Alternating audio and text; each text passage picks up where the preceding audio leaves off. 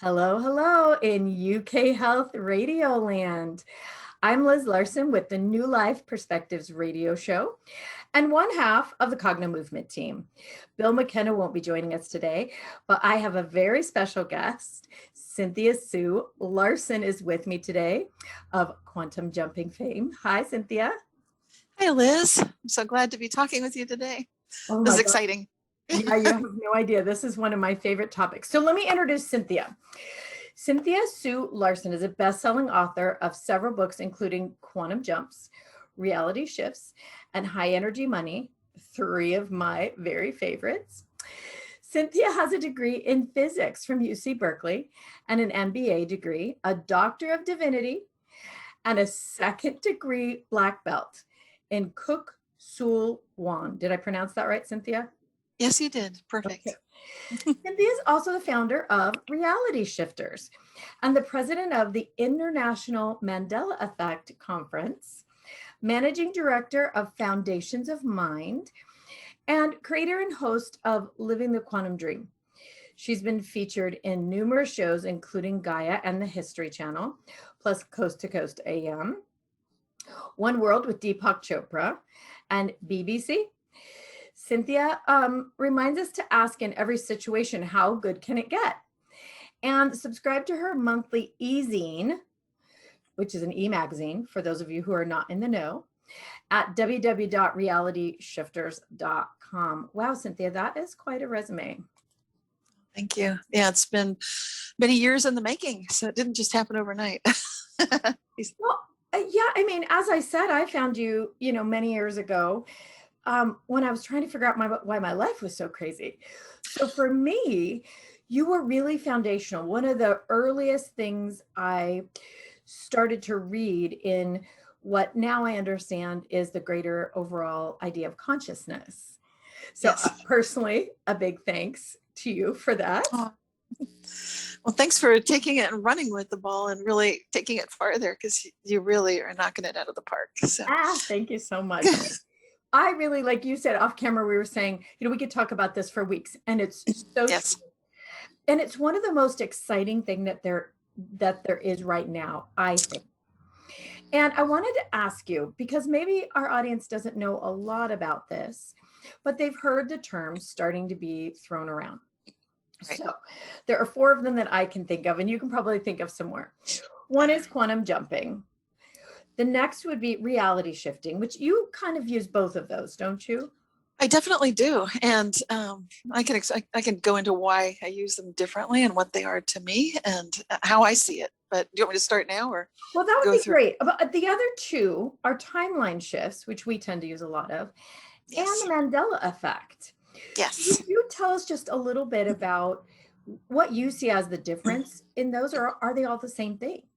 They're all related, so that can be why people might think like they're all the same. Kind of, they're definitely the same family. So for me, I started writing and talking about reality shifts, which I later came to find out had been a term used by PMH Atwater in her excellent book, Future Memory. But I didn't know it at the time. I was just trying to find a word. How do I describe what I'm noticing when things literally appear out of nowhere, or they disappear, or they transform or transport? They sometimes appear, disappear, reappear, back and forth, all that stuff going on. And people can feel like they're losing their minds, but I know that we're not. So that was what motivated me to get the website started, realityshifters.com, and get going with that. It's a gateway experience. When one person notices, I put my keys down, but they're not where I know I left them, or I do the laundry and my socks don't match. It's like a personal Bermuda Triangle in the house. What's going on? It's a little vortex. Big surprise. You're running a vortex in the house. What do you think? So, but people don't think of it that way. So reality shifts is just that experience that you're noticing. As those in the UK, how they know Mary Rose Barrington. She was very famous, and she wrote books, just one of those things. She called it Jot. I want to give her a lot of credit there, because she really was tracking this exact same reality shift phenomenon, calling it Jot, the same thing.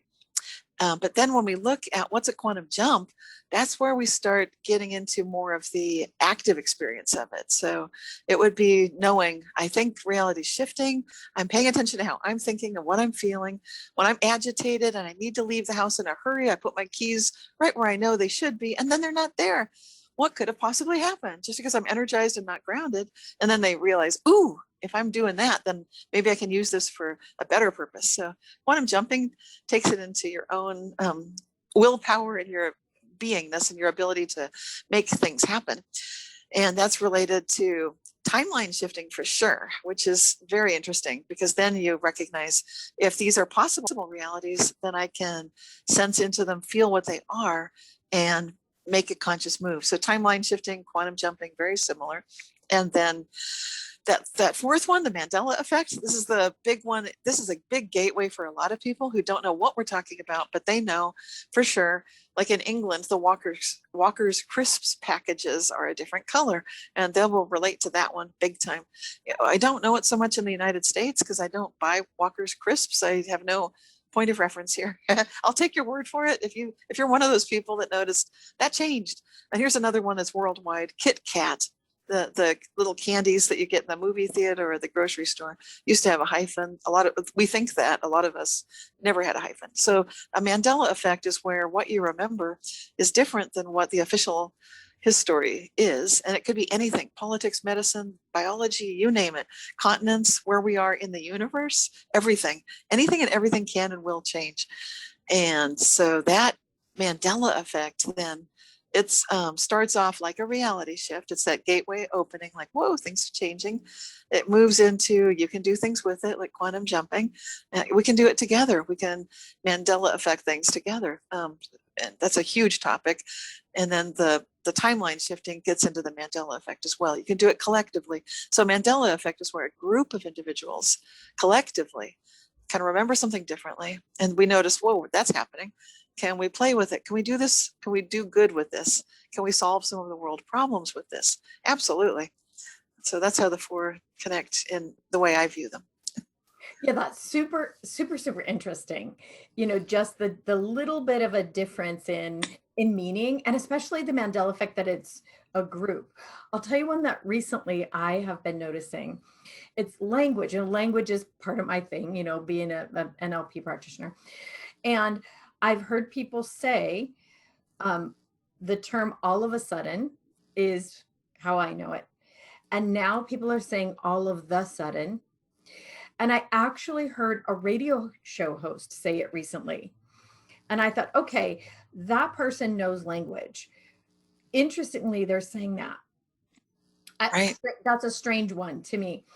And just some other little things that people say, no, it's always been that way. And I'm thinking, no, it wasn't. And am I losing my mind? I tend to ask myself that a lot because things are shifting so rapidly. They are. But there's another piece of it that I find myself teaching a lot. And I just want to hear what you have to say about this. That no minor shift happens in a vacuum. So let's say you walk out the door and you're in a tizzy in your mind and you leave the keys. Do you find that also shifts other things as well? Yeah, everything's connected. And we know this from physics that on a quantum level, and of course, everything's on the quantum level. Quantum level rules, it's everywhere. So we know that we're all entangled, we're all connected. That means that, it's that whole butterfly effect where just the one small thing with one small insect can have a cascading domino effect throughout all sorts of other interrelated events and beings and all sorts of things. So this happens with realities as well. And once we start, it doesn't mean that it's too late, though. I think some people think like once you're on a timeline, for example, that you're stuck and like, oh, I'm on the wrong timeline. I hear people say that, and it's not necessarily true. I like to just play the ball where it lies. It's all improv all the time, all the time. And I think the more you get into this, the more you start experiencing it, and you have to walk that talk. You have to really show up and just play it where it is, and not let your mindset get adversely affected by what seems like a mistake or like, oh dear, this is wrong. I'd recommend stay focused on how good can it get and how things are possibly all working out for the best. Yes, we're connected, and maybe we needed that little whoops moment of, and even if it's personally embarrassing, just show up, roll with it anyway. It's laugh it off if you can. If not, just just dust yourself off. Eventually you'll laugh about it, hopefully. Yeah, I think, for me, that's just it. It was extraordinarily embarrassing in my young life. The key story is so poignant. I mean, I had a situation when I was 12 where I had a key that was very, very important. And I took it to my locker at school, put it in the locker. And between every class, I checked it. And it was so important. I just knew it was going to be gone at the end of the day because it was, and at the end of the day, it was gone. It never showed up. It never showed up in the locker below. It never showed up ever again. And so when I found your work, it really did help me to understand what that was. And I've had other teachers along the way too who clarified a little bit more. But exactly what you're saying. You have to learn to just flow with it. Now, this has a lot to do with our consciousness level, doesn't it? Has to do with where we're vibrating and how things shift. Yes, absolutely.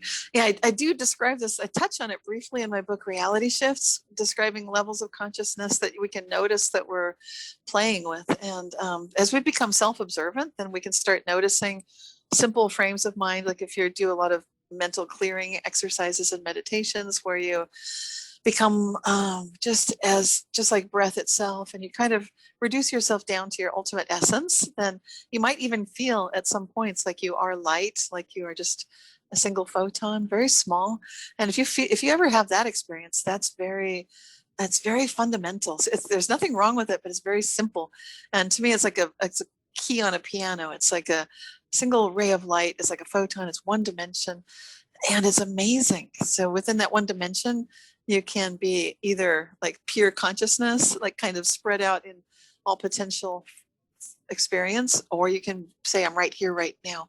And even a photon has that ability of freedom of will. So I think that's amazing just to recognize that. And then going up through the keys on the piano, the levels of consciousness, we notice that as you add more dimensionality to it, for example, then you go to 2 dimensions, you're more like a line. 3, it's kind of like daily life. 4, it's daily life with time. 5, we're getting into something like, woo, what's that? Well, we dream in that all the time, I'm pretty sure, because we're collectively coming together. 6, then you think, whoa, what is that?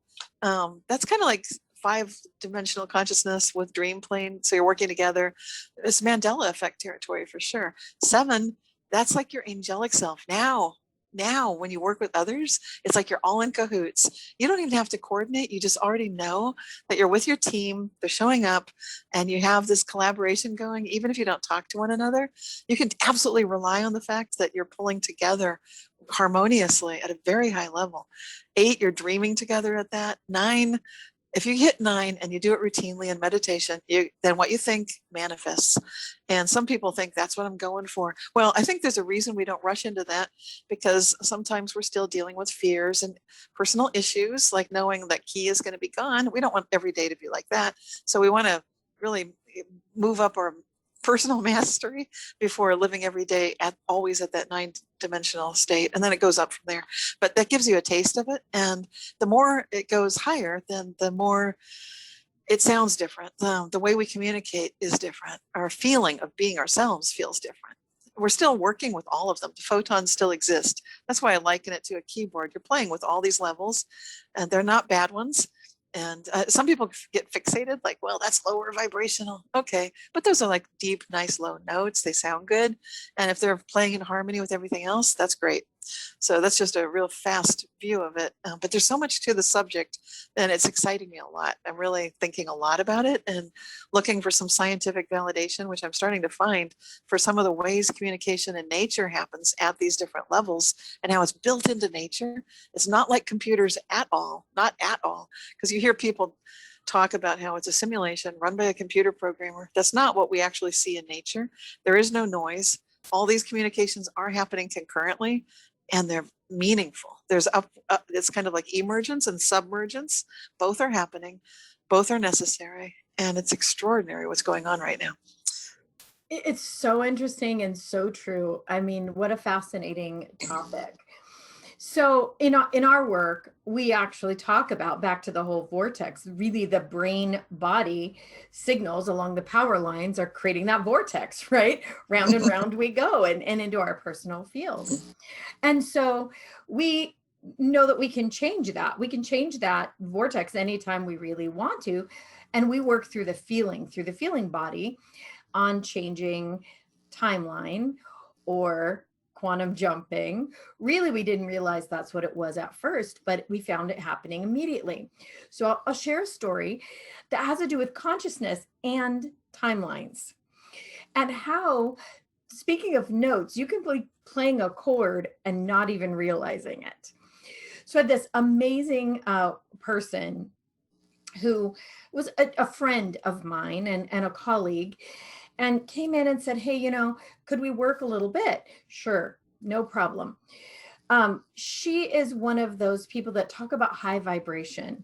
It's like having a fresh wind walk in when you see, she's really incredible. And she has this big life and big plans and lots of things happening. And she said, I think maybe this partner that I have is not the one. And okay, got to take that at face value. So in our conversation, she shared that there were these ideas that she had about how things should work to work out for what she thought was their highest potential or her highest potential.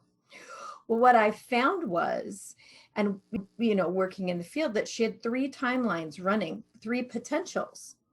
So her mind was running 3 potentials and her body had a feeling about those. Well, it turns out they were all in conflict with each other. Interesting ideas, but if you went from one to the other, they would never actually get to where she wanted to go. So when she had this greater goal, it was all beautiful, none of them bad, just not in harmony, playing a real off chord. Yeah. We just eliminated those timelines out of her field so that they just were no longer vibrating, no longer echoing. She had the experience of experiencing them, seeing where they went. Well, when she got to the end of them, she's like, oh no, those don't work together at all. So she collapsed them. We reinforced the beautiful one. When she got home, her partner had moved out. Wow, that is huge. Yes. Right? Well, that's not the end of the story, though. The partner had moved out, but he wasn't gone. And he said, hey, he had no idea she didn't know he had any idea she was feeling that way. Mm-hmm. And he said, look, I realize I seem to be on the outside of whatever this is you have going on. I want to be a part, but I don't, I get that I'm not welcome. So I'm going to step away. So they had this amazing conversation, and it was like if you like Pina Coladas song, Yeah, right. They were on the same pathway. So well, sweet. I talked to her about 2 weeks later. Hey, how you doing? Following up. She said, I am in an absolutely new reality. Within 2 days, that new reality, that new timeline that she wanted was actually being created physically. Property was being cleared, plans were being laid, building was she said it was absolutely a new reality, and it shortened the distance between here and there, that reality from when it was coming. So it was that she had this high level of consciousness and awareness and creation. And because of that, she was creating all kinds of things at once that didn't actually fit. So really fascinating. That is so interesting. And I find this is true when I work with clients, and they often have their best moments of aha when they think something that can't happen does happen, and maybe it was involving another person, and they're just blown away. Like the way that they are relating to that person makes such a difference. And these connections, these energy cords that we share, these entanglements, they're ever present. And so how do you renegotiate these connections, and in families, it can be quite challenging for most of us. I think that's given to us for a reason, so that we can explore things. A lot of people don't want to, like, I've got enough on my plate already. I don't need this. But the gifts are huge. And again, it's like improv. If you show up, if you face what looks like a mess and just do your best and work through it, there's probably something good in it. I know that's not always true. And there are some family situations just, okay, they're there to teach you boundaries. Great. But if there's more to it than that, let's see what that is. And that's so powerful. That's an amazing, beautiful story that you're sharing. Love it. Yeah, I mean, we've discovered that if we can change that vortex, like the Right. in our body, that we can change what the reality around us. Right. So, would you talk about that a little bit, or maybe share a story with us? Do you have one of those where somebody has changed either the way they're thinking or feeling, and the reality has changed, or how would you put that? What box do you put it in? Well, in my life, I've seen some rather remarkable things all with clients too. A lot of my clients are actually practitioners. A lot of them they're creators, they're keynote speakers, authors. They want to know where can they go to their next level, and they look around like, where's my sounding board? How do I develop this next? So I'm often working with people like that. And then there's so many experiences, so many extraordinary things. And because I kept asking the cosmos, show me what is the range of these possible reality shifts and Mandela effects, I get some real doozies. So basically, I'm noticing anything is possible. But sometimes when we feel like we're going through a kind of suffering, there's a message behind it. And so I don't just, I recognize things like to happen together. I like to listen to the universe. And so I recognize there are levels of myself that know that what I might feel like is suffering for me, maybe it's not suffering, but maybe it's something I'm going through to learn from. And often that is the case. And I had one thing I really want to talk about. It doesn't quite fit your question, but it's interesting. Because you talked about a friend and talking to your friend. Back when I was still traveling, before I stopped traveling for a while, was January. I went to Boulder, Colorado. I was there for a Gaia event, of course, to talk on with Regina Meredith on Gaia. But while I was there, I met with a friend who lives there, and we had gone to a beautiful restaurant, the Dushanbe Tea House in Boulder. If you ever get a chance, definitely go. And we were there talking about kind of like the Mandela effect and the way that we can all globally attain a different level of consciousness collectively together. And what will that look like? How can we envision it together? We were doing that. So we'd finished our meal. We'd started around 8 o'clock dinner, and then now it's 9, then it's 10. We sort of casually, we're so riveted on talking to each other. This is Nicole DeMario, an author. I'm talking to her, and it's just such a beautiful energy we've got going. We can feel like this is heaven on earth. We're talking about it. It's not only tangible to us, but nobody else is in the restaurant. The wait staff come to us and they implore, please stay. We'll just be in the kitchen cleaning up. I'm like, are you kidding me? I've never had that happen. Okay, so it's like, really cool. So we keep talking, and we're just bringing this heaven on earth vibe. I think at the Dushanbe Tea House, they could feel it. Anyway, it's already a good vibe, but we're just blowing the socks off of it. And then I realized, well, I should go, but I'd like to get a picture with you before I go. So I stand up, and as I'm starting to walk, a rose falls in front of my face and then lands at my feet. And I'm like, what? And I'm looking around. Did someone throw a rose? There's no one there. So like there's only me and Nicole. The room's empty except it's a beautiful tea house. It had been built in the East and brought board by board and reassembled in Boulder. Anyway, long story short, the rose is there. It's quite real. It's fresh. It just manifested. It appeared. And I have had lots of things do that. Never a living rose. So I didn't think to photograph it till much later, hours later, back at my hotel. I took a picture. And then that's not the end of the story. It vanished. I'm going through security and I'm thinking, I hope they don't question me about the rose. They didn't, because it wasn't there. It like vanished out of my bag. And it was gone for a month or so. And I was missing it. Like that was such a cool thing. And I wish I had it. And then one day the bag, and this is a bag I would use all the time, like several times a week. You know how you empty everything out and keep it all clean, and then you put only what you need. It's a huge bag, but I don't want that thing to happen to the person, the thing where it turns into a piece of luggage. Yeah, So yeah. anyway, I just opened it up like I always do to put things in, and there at the bottom is a perfect dried, it's the same rose with a distinctive little kink in it. So I took a picture of that. But that to me is so symbolic for what we're going through, because it happened lockdown, and then after the lockdown was rolling, the rose shows up again. It's such a symbolic thing for all of us. And I feel like what that's showing all of us is that we can do this, that we're in this together, but on a deeper level than any political program, than any politician, that it's so much bigger than the agendas, and whatever your feelings might be one way or the other about anything is so much bigger than that. And this vision of love and beauty and truth is coming into reality. We are choosing it, and we're doing it by, like you said, or you suggested, collapsing those timelines. I do self pruning all the time. Each morning I wake up, how good can it get for me? And I'm in the highest service today. And if there aren't any me's, like if there are some me's that aren't like that, I'm pruning those right out, because I don't want any part of that. And the more of us do it, that's what we're doing. That's what we're really doing. And of course it helps to do the work that you guys are doing with cognitive movement, because I don't know a better mind, body, spirit integrating technique to really personally deal with these things that we think like, oh, I got it, but do we really? And I think cognitive movement shows you, ooh, do not got it. It just sort of, for us, it just brings it into the physical. I think I'm very, very, I believe in everything. Like, I love talking about all the woo woo. I mean, all of it. And at the same time, I'm the hugest skeptic really on the planet. Like, I don't just buy anything. I love talking about it, right? And so a lot of these ideas, with manifesting and all kinds of things in my own life, I studied everything. I'm a big studier, and a lot of it just didn't function.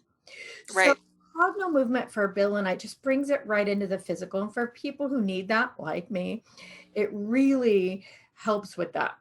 Speaking of which, you were talking about this idea of love and these greater ideas, but I know for some people that's a little big to even consider. So even before that, there's this idea of neutrality. So a long time before cognitive movement came, before I knew anything about levels of consciousness and neutrality, I had a situation like yours with something hiding for months in a makeup bag. I had some jewelry that I absolutely loved, just costume jewelry, but was real crystal. And my favorite things, just some precious items. My husband and I were traveling for work every week back and forth from Oregon to LA. So I had this bag and I would keep it so carefully in the zipper pocket.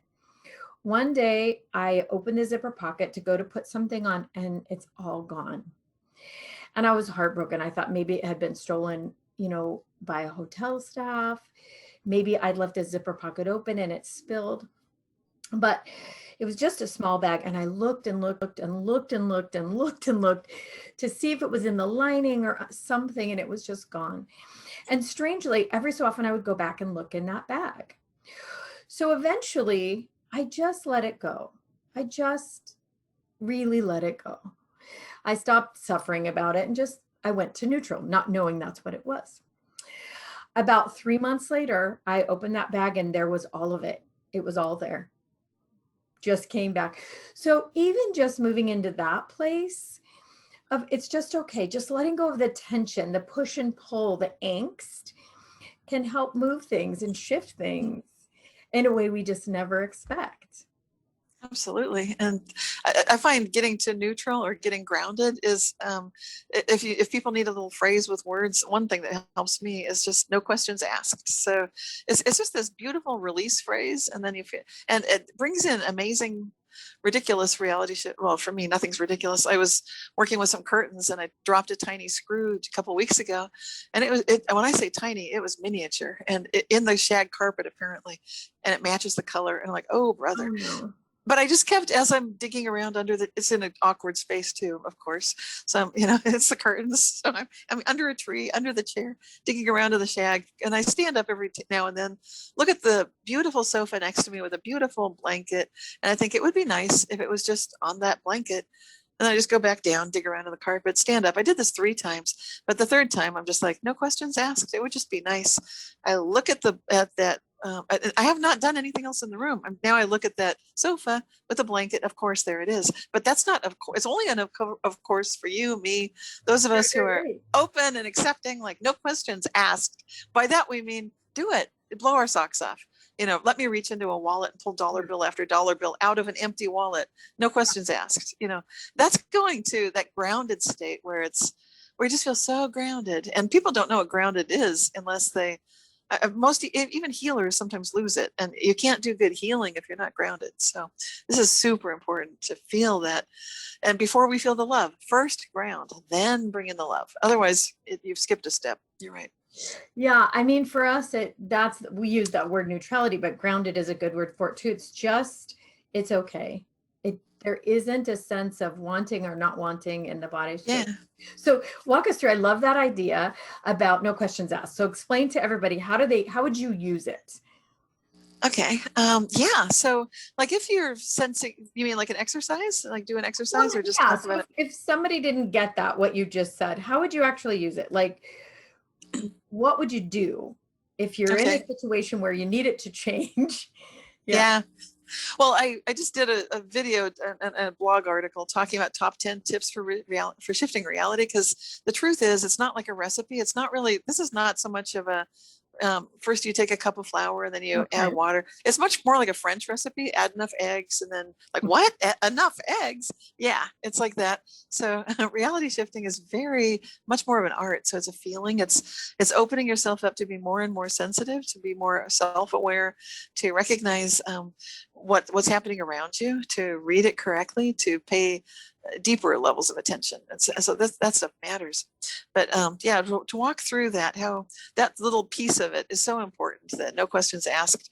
I think often that would be addressing the left brain interference pattern, where we often feel like, okay, it's just like you're looking at something and expecting it has to match what you know of reality. And we've learned from an early age, it's a very young, I don't know how old we are when we learn the persistence of objects, that you look away and you look back, it should still be there. And babies even start noticing, like, that went, something's wrong. They notice that's a little off. So you have to bypass something that's almost firmware into us. We have to break it's not just a belief, it's almost something in our nature where we expect things to always be there. No questions asked is a permission for miracles. Basically, it's just giving the permission, like, it's okay for anything to happen. I'm okay with that. I like to add how good can it get as just this overriding buffer, so you're safe. So you don't have any sense that you don't even have a subconscious feeling that there's anything possibly going wrong. We don't want that. So it's how good can it get? Now you're in a clean room environment. Good. And then you can say, no questions asked. And that makes it fun. And then stuff can literally fall in front of you like a rose, or I've had crystals fall in front of me, keys that were locked inside the trunk of the car fall in front of me. Just anything. I've had money show up in wallets. I've had food show up on the counter, in the refrigerator. These things sound impossible, but if you need it, and you can just say, no questions asked, and there's a kind of release that happens in that. It's almost, it speaks very deeply to the core of our feeling of, we know what we're doing, we're humans, and we're so rational, and I have this degree and I know how this works, and never mind all that, no questions asked. And then permission has been granted. How good can it get? And you will find out. So it's a super really cool cheat code, I guess. I love that. And if you're a person like Cynthia and myself, where strange things just tend to happen and it maybe drives you a little nuts, maybe that's a great tool to use for you as well. Or if you're just beginning and want to see what happens. I think it's happening to all of us. We just don't necessarily know what it is, or even notice. Sometimes, like you said, the linear mind just writes it off as, I just wasn't paying attention. Right. You know you're paying attention and it changes in front of you. So Right. recently, it reminded me, you were talking about things just showing up. About a month ago, on my kitchen table was this big chunk of crystal, a big chunk.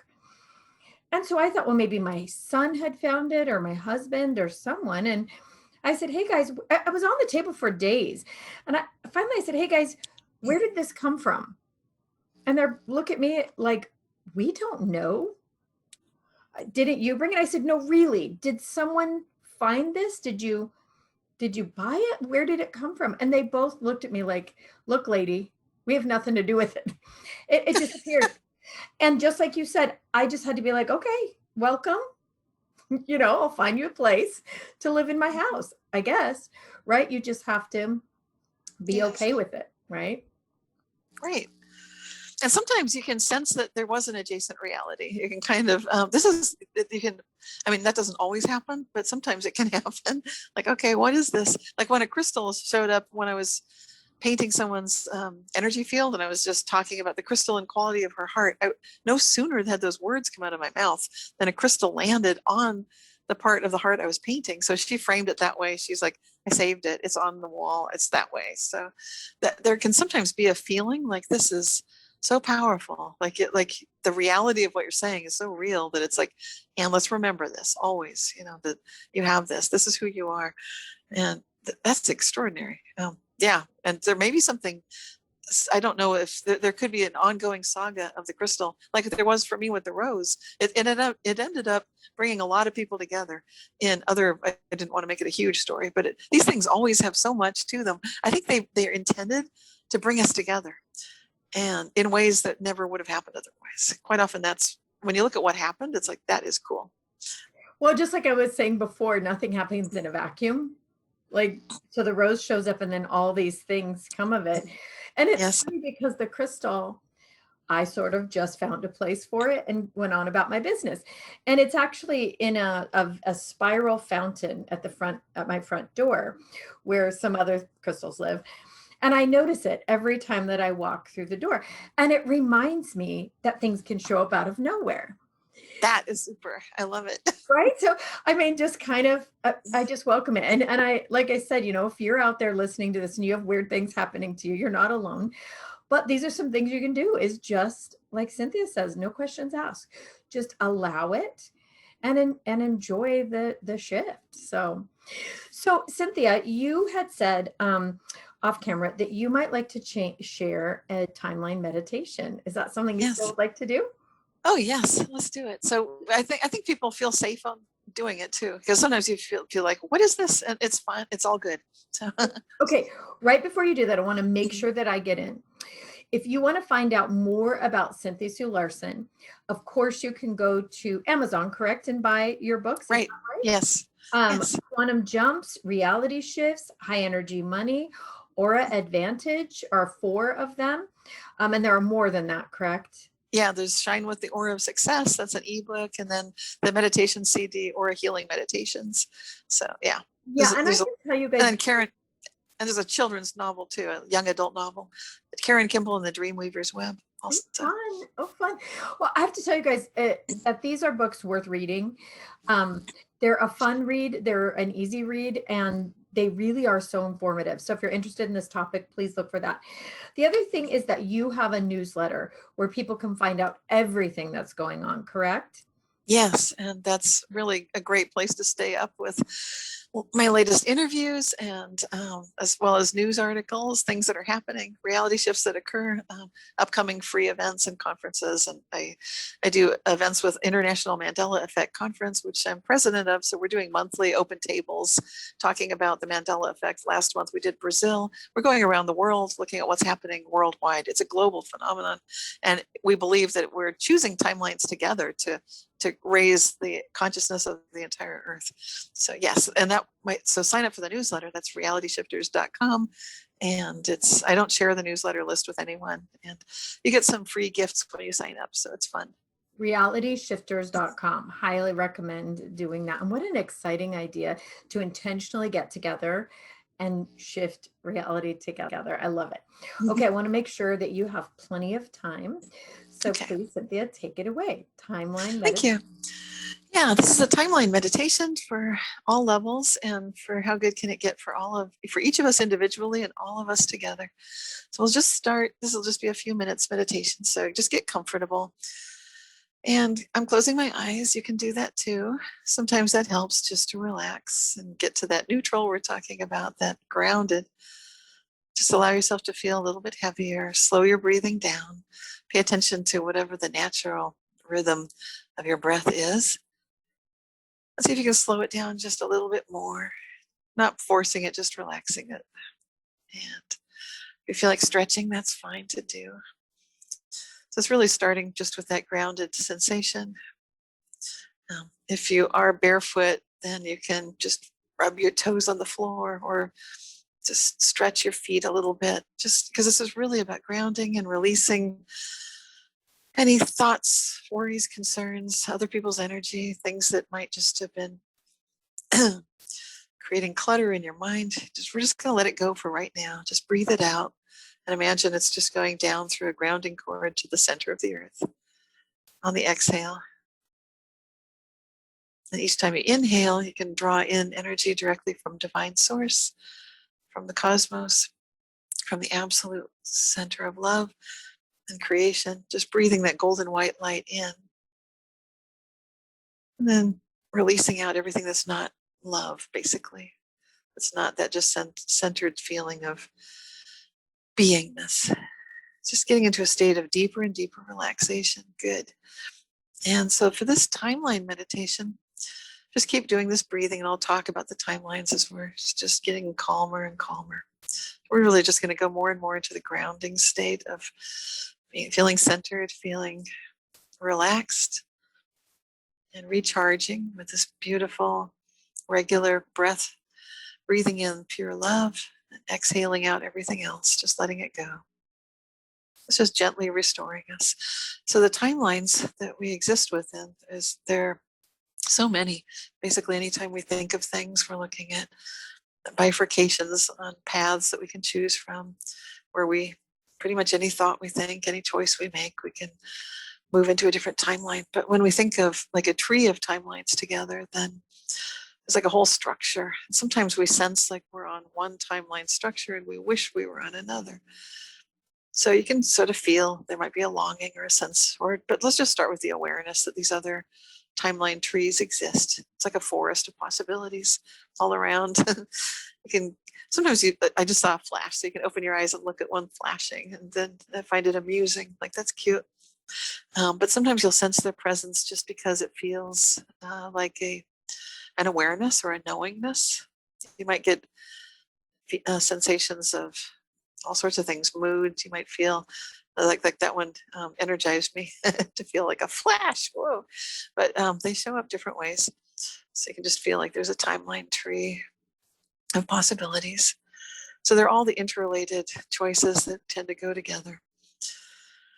And I mentioned previously earlier that I'm choosing to prune my own tree of trees, my forests of possibility, by recognizing that I'm always choosing to serve for the highest possible good for all concerned.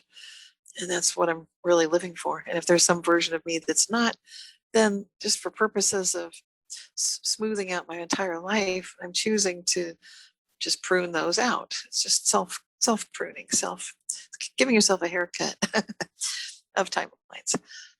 And so now with these, if you want to do that with me, that's a safe thing to do. You'll still have tons of possibilities, I promise.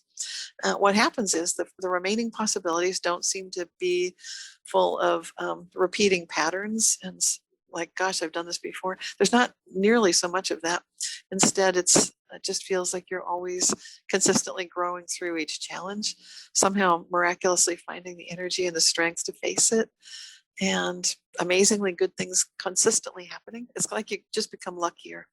So if that's the one thing you want to do today, that's great. If you want to skip that, that's fine.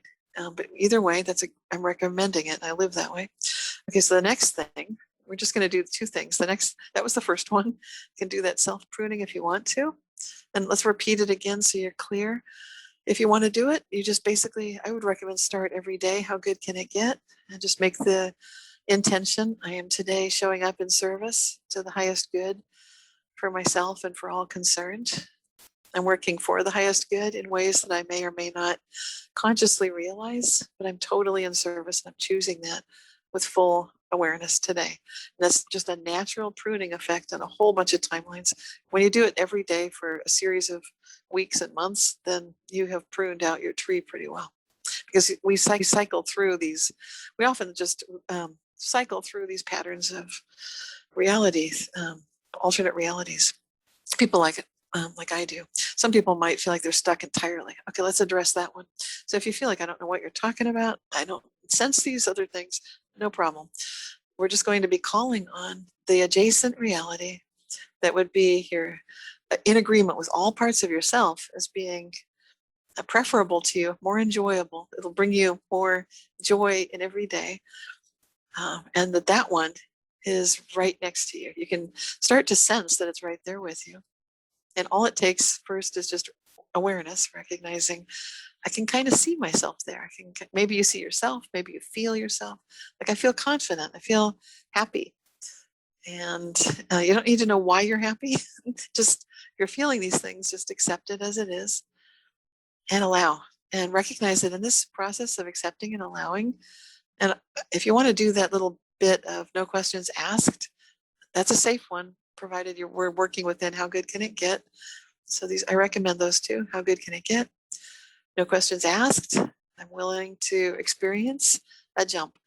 And this jump it can be one of two things. It can be the kind that you're there for a little bit. It's like a reason, a season, or a lifetime. So the length of your stay depends on how much work you're doing. So if you're already working with cognitive movement, then you know what I'm talking about. You might need to clear some things out. Otherwise, you definitely get a taste of it. You might find you're bouncing in and out. That's okay too. But then you've got more motivation, hopefully. So to make it, if you feel like, okay, I got it, I tried it, it works.